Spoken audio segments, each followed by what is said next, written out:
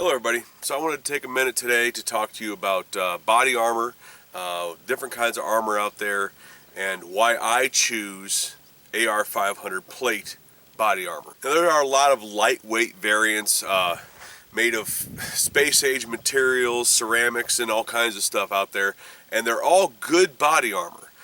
Some of them float, some of them don't, some of them sink, like AR500, but I don't believe that there's a bad body armor option out there, but this is more why I've chosen AR500 over those options. Some of those options people claim are better than AR500. Now, I'd first say AR500 is probably the least expensive one on the market. You can pick up you can pick up bare plates. When I mean bare, they don't have the frag coating on them, for around $50, $50 to $60 per plate, and that's a curved plate, shooter's cut, and the whole 9 yards. Right around $50 to $60, even $75, depending on where you're getting it from.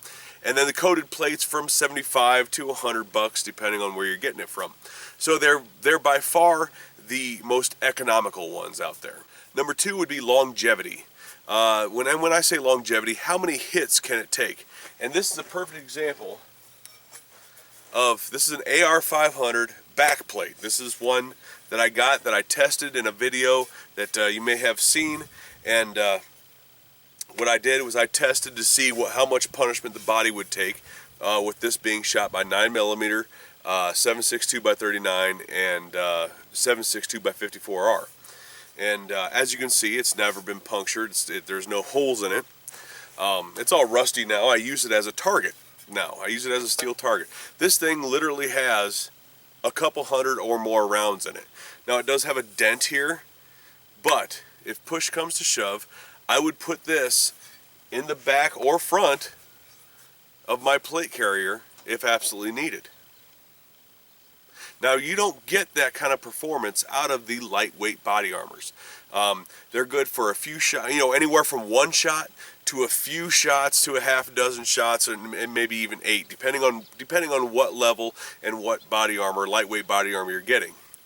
But you're paying 2 to 3 times, sometimes more, money for the lighter weight stuff that you get half the performance out of. Now, with that being said, number 3 is availability.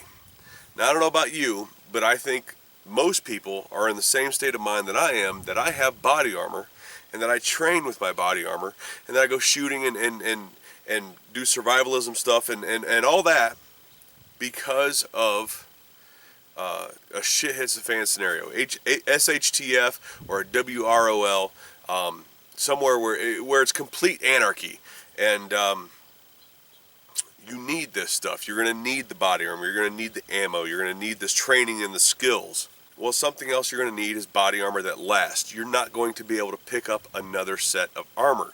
And this is the downfall of the lighter weight variants, in my opinion. This is why I choose the AR500, because it's going to last me for a very, very long time.